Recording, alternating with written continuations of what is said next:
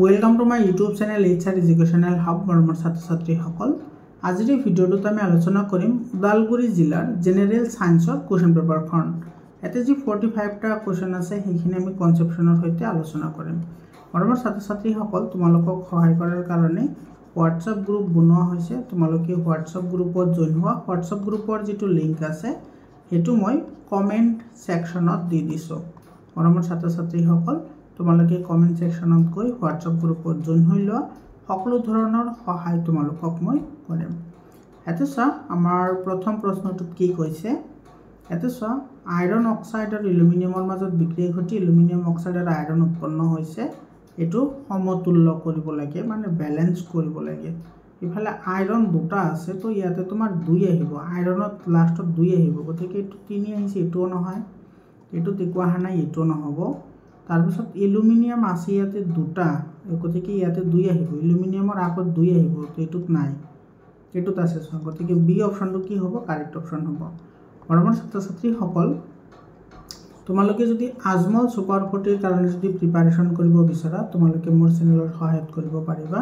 তোমালোকে চেনেলটো সাবস্ক্ৰাইব কৰা আৰু হোৱাটছআপ গ্ৰুপত জইন হোৱা।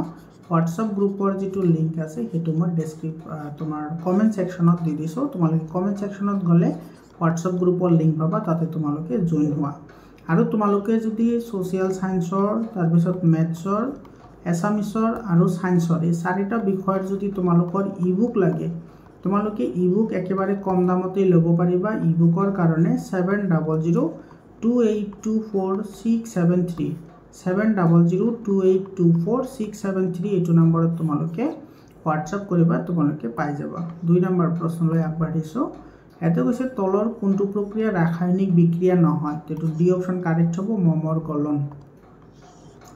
3 নম্বৰ কোৱেশ্চনটো চোৱা, কোনটো বস্তুৰ পৰা অক্সিজেন অপহৰণ প্ৰক্ৰিয়া, কোনো বস্তু অক্সিজেন অপহৰণ মানে অক্সিজেন হেৰুৱা, অক্সিজেন হেৰালে বিজাৰণ হয়, এইটো সি অপশন কাৰেক্ট হ'ব। 4 নম্বৰ কোৱেশ্চন চোৱা, এতে তোমাৰ কি কৈছে কাৰ্বন প্লাস অক্সিজেন কাৰ্বন ডাই অক্সাইড, এটা দুটা মিলি এটা হৈছে, তো তোমাৰ বহুত কেইটা বিক্ৰিয়ক পদাৰ্থ মিলি এটা হলে তাক সংযোজন বিক্ৰিয়া বুলি কয়। এই নম্বৰ অপশনটো কি হ'ব, কাৰেক্ট অপশন হ'ব। মামুৰ হুল, মামৰ কি, মামৰ হৈছে খৈব বন, এইটো বি অপশনটো কাৰেক্ট হ'ব। 6 নম্বৰ কোৱেশ্চনটো চোৱা, তোমাৰ কি কৈছে কি ঘটে যেতিয়া হাইড্ৰোক্লোৰিক এসিড লুৰগুৰিত যোগ কৰা হয়। হাইড্ৰোক্লোৰিক এসিড লুৰগুৰিত মানে Fe+HCl তোমাৰ কি হ'ব, FeCl2+ হাইড্ৰোজেন, অৰ্থাৎ আইৰণ ক্লোৰাইড আৰু হাইড্ৰোজেন গেছ উৎপন্ন হ'ব। আইৰণ ক্লোৰাইড আৰু হাইড্ৰোজেন গেছ, এই নম্বৰ অপশনটো কি হ'ব, কাৰেক্ট অপশন হ'ব। 7 নম্বৰ কোৱেশ্চনটো চোৱা, এটা দ্ৰৱই ৰঙা লিটমাছ নীলা কৰিছে, ইয়াত পিএইচৰ মান হ'ব পাৰে, ৰঙা লিটমাছ নীলা কৰে ক্ষাৰকে, গতিকে ক্ষাৰকৰ পিএইচৰ মান সদায় 7তকৈ বেছি, এইটো এই অপশনটো কাৰেক্ট হ'ব। অজীৰ্ণতাৰ 8 নম্বৰটো চোৱা, অজীৰ্ণতাৰ চিকিৎসাৰ বাবে কোনবিধ ঔষধ ব্যৱহাৰ কৰা হয়, অম্লনাশক, এই নম্বৰ অপশনটো কাৰেক্ট হয়। 9 নম্বৰ কোৱেশ্চনটো চোৱা, প্লাষ্টাৰ অফ পেৰিছৰ ৰাসায়নিক সংকেত, এইটো কেলছিয়াম সালফেট হেমিহাইড্ৰেট। 10 নম্বৰ কোৱেশ্চনটো মৌমাখিয়ে বিন্ধ দিলে কোনটো লগাব লাগে, সো মৌমাখিয়ে বিন্ধ দিলে ফৰ্মিক এসিড সোমাই দিয়ে। কি এসিড, ফৰ্মিক এসিড, ফৰ্মিক এসিডৰ আনটাৰ নাম হৈছে মিথানয়িক এসিড, মিথানয়িক এসিড।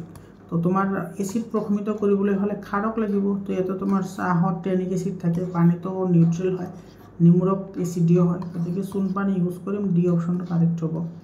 তাৰপিছত তোমাৰ 11 নম্বৰ চোৱা, তলৰ কোনটো সোডিয়াম ক্লোৰাইডৰ বিদ্যুৎ বিশ্লেষণত উৎপন্ন হোৱা বিক্ৰিয়াজাত নহয়। সোডিয়াম ক্লোৰাইডৰ বিদ্যুৎ বিশ্লেষণত ক্লোৰিন, হাইড্ৰোজেন আৰু সোডিয়াম হাইড্ৰক্সাইড উৎপন্ন হয়, কিন্তু মাৰ্কিউৰি উৎপন্ন নহয়, ডি অপশনটো কাৰেক্ট হ'ব। তাৰপিছত চোৱা, ঘাৰ এচিডৰ আৰু ডেছৰ লৱণৰ পিএইচৰ মান 7তকৈ কম, 7তকৈ কম হলে এচিডিও হ'ব, 7তকৈ কম হলে কি হ'ব, এচিডিও, আৰু এচিডিও কেতিয়া হ'ব, যেতিয়া ঘাৰ এচিডৰ লগত মৃদু ক্ষাৰকে বিক্ৰিয়া কৰিব, এইটো বি অপশনটো কি হ'ব, কাৰেক্ট অপশন হ'ব। তাৰপিছত 13 নম্বৰ চোৱা, সাৰ্বজনীন সূচকৰ মতে ঘাৰৰ নীলা ৰঙে কি সূচায়, তীব্ৰ ক্ষাৰক বুজায়। তোমালোকে চাবা যিটো পিএইচ স্কেল আছে নে, এইটোত একেবাৰে বাওঁফালে ইয়াতে আছে তোমাৰ সোডিয়াম হাইড্ৰক্সাইড, আৰু ইয়াতে তোমাৰ ঘাৰ কি আছে, নীলা, ইফালে আছে ৰঙা, মানে ৰঙা হলে তোমাৰ কি বুজায়, ৰঙা হলে তোমাৰ এচিড বুজায়, আৰু তোমাৰ যদি নীলা হয় তেতিয়াহলে ক্ষাৰক বুজাব। তাৰপিছত 14 নম্বৰ চোৱা, এচিড বৰষুণ বিবেচিত হয় যেতিয়া পিএইচৰ মান কি হয়, 5.6তকৈ কম হয়, এইটো তোমাৰ সি অপশন কাৰেক্ট হ'ব।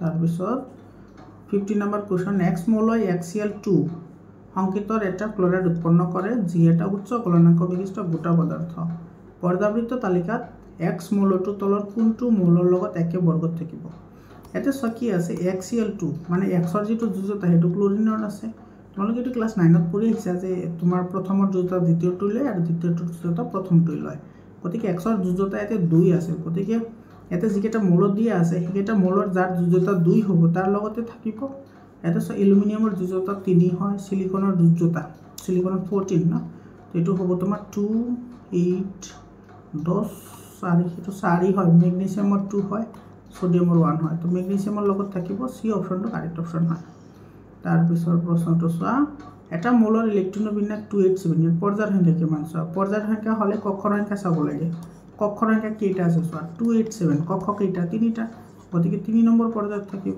সি অপশনটো কাৰেক্ট অপশন হয় তাৰ পিছত তলৰ কোনটো ডবাৰিনাৰৰ ট্ৰাইড নহয় ডবাৰিনাৰৰ ট্ৰাইড হৈছে তিনিটা এটা হৈছে লিনাক এই লিনাক মানে লিথিয়াম সোডিয়াম পটাসিয়াম তাৰ পিছত আছে তোমাৰ ক্যালসিয়াম স্ট্ৰন্টিয়াম আৰু বেৰিয়াম আৰু এটা আছে ক্লোৰিন ব্ৰোমিন আয়োডিন এই তিনিটা এটো ক্লোৰিন ব্ৰোমিন আয়োডিন আছে ক্যালসিয়াম স্ট্ৰন্টিয়াম আছে লিনাক আছে এটো নাই গতিকে বি অপশনটো কি হ'ব কারেক্ট অপশন হ'ব 18 নম্বৰ আধুনিক পৰ্যাবৃত্ত সূত্ৰটো কি আছে যে মৌলবোৰৰ ধৰ্ম পাৰমাণবিক সংখ্যাৰ পৰ্যায়ক্ৰমে সলনি হয় এটো সি অপশনটো কি হ'ব কাৰেক্ট অপশন হ'ব 19 নম্বৰ কোৱেশ্চন তলৰ কোনটো ধাতু কল্প নহয় ধাতু কল্প হৈছিল 7টা এটি হেকেটা কি তোমাৰ বাসিজা আন্টিটিপু বাসিজা আন্টিটিপু বাসিজা আন্টিটিপু এটো তিনটা ছয়টা 7টা এই 7টা তার মানে তোমাৰ হৈছে boron silicon germanium arsenic antimony tellurium আর পলোনিয়াম এটো বাসিজা আন্টিটিপু বলি মনত রাখা তোমালকে বাসিজা আন্টিটিপু boron silicon germanium arsenic antimony tellurium আর পলোনিয়াম বরন অ্যান্টিমনি টেলুরিয়াম আছে পারা নাই গতিকে পারাটো হ'ব ডি অপশন কারেক্ট হয় মানুহৰ বৃক্ক 20 নম্বৰটো চোৱা মানুহৰ বৃক্ক কোনটো প্ৰক্ৰিয়াৰ অংশ হয় তো ৰেচন প্ৰক্ৰিয়াৰ অংশ হয় সি অপশন কাৰেক্ট হ'ব 21 নম্বৰ চোৱা উদ্ভিদৰ জাইলেমবোৰ কিহৰ বাবে পানী পৰিবহনৰ কাৰণে তলৰ কোনটোত কুক কেন্দ্ৰ নাই তো আৰবিসি কুক কেন্দ্ৰ নাথাকে সি অপশনটো কাৰেক্ট হ'ব তাৰ পিছত 23 নম্বৰ চোৱা তলৰ কোনটোত ভালভ নাই ধমনীত ভালভ নাথাকে আৰু তোমাৰ হৃদযন্ত্ৰৰ তোমাৰ পাৰ্ট হৈছে ধমনী আৰু হীৰা থাকে আৰু তোমাৰ ধমনীৰ পাৰ্ট হৈছে ৰক্তকোষিকা গতিকে তোমাৰ এটো বি অপশনটো কাৰেক্ট হ'ব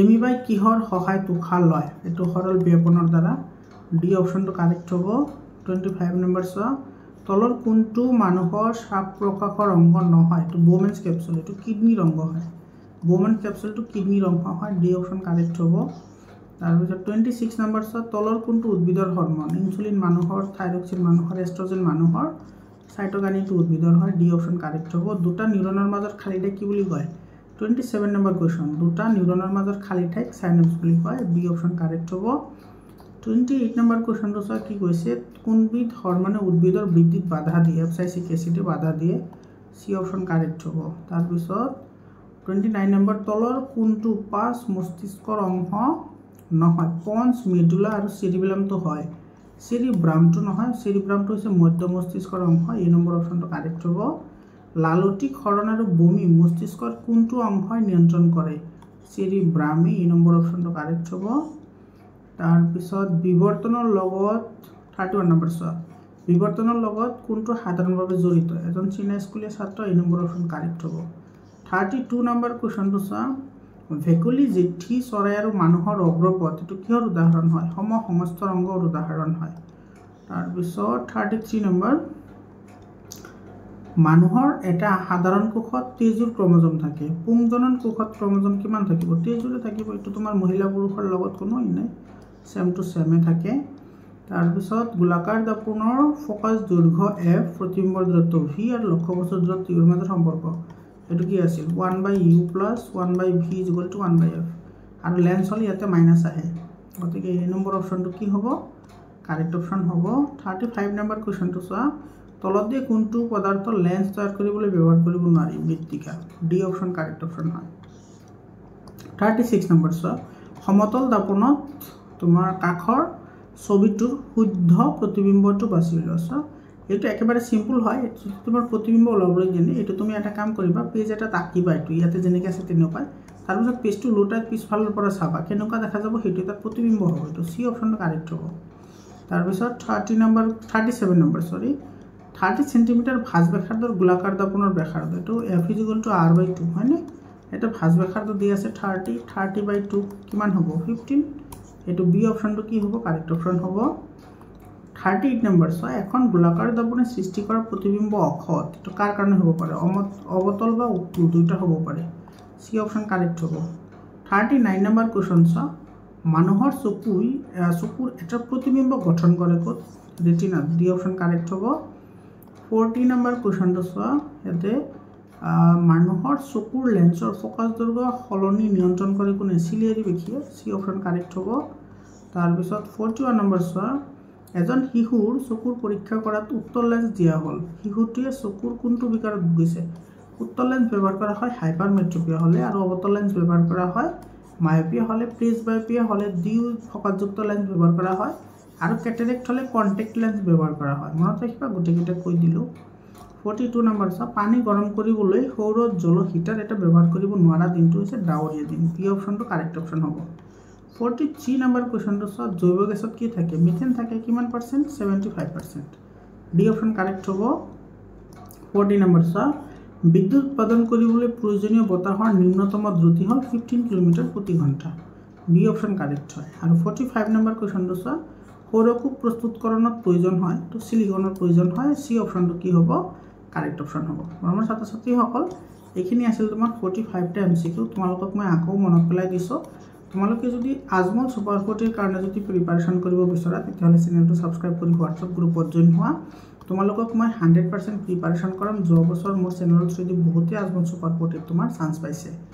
আৰু তোমালোকৰ যদি ছায়েন্সৰ, তাৰপিছত মেথছৰ, ছ'চিয়েল ছায়েন্স আৰু এছামিছ, এই 4টা ছাবজেক্টৰ যদি তোমালোকৰ ইবুক লাগে, ইবুকৰ কাৰণে তোমালোকে 7002824673 7002824673 এইটো নাম্বাৰত তোমালোকে হোৱাটছআপ কৰিবা, তোমালোকে ইবুক পাই যাবা।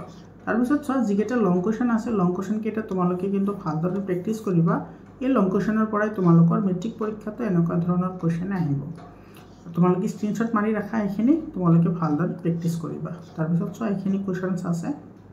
মৰমৰ ছাত্ৰ ছাত্ৰীসকল, তোমালোকে কোনো ধৰণৰ চিন্তা কৰিব নালাগে। মেট্ৰিক পৰীক্ষালৈকে মই তোমালোকক 100% সহায় কৰিম। তোমালোকে চেনেলটো ছাবস্ক্ৰাইব কৰিবা আৰু হোৱাটছআপ গ্ৰুপত জইন হ'বা। এইখিনি মৰমৰ ছাত্ৰ ছাত্ৰীসকল, আজিৰ কাৰণে এইখিনিয়ে। আকৌ লগ পাম বেলেগ এটা ভিডিঅ'লৈ। ধন্যবাদ।